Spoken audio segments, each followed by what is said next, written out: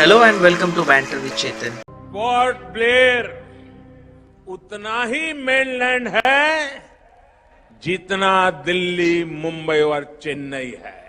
साथ The launch of submarine optical fiber from Chennai to Port Blair by Prime Minister Narendra Modi is part of government strategy to make Andaman and Nicobar Islands a key hub of Indo-Pacific region in both commercial as well as strategic terms. Prime Minister Narendra Modi recently launched and dedicated to the nation 2,300 km submarine optical fiber cable connecting Andaman and Nicobar to the mainland through video conferencing.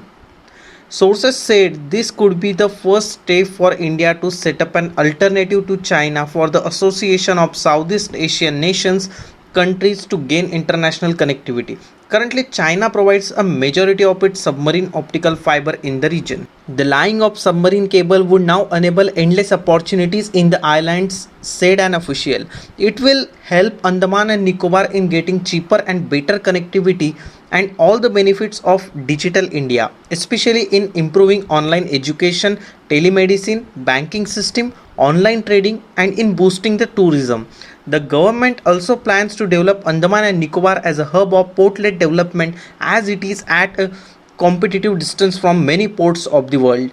This is to be noted that the Indian Ocean has been the center of India's trade and strategic prowess for thousands of years, and Andaman and Nicobar has been an important center of India's economic strategic cooperation. According to the Prime Minister Narendra Modi, the Act East policy, the role of Andaman and Nicobar's strong relations with East Asian countries and other countries connected to the sea is very high and is going to increase.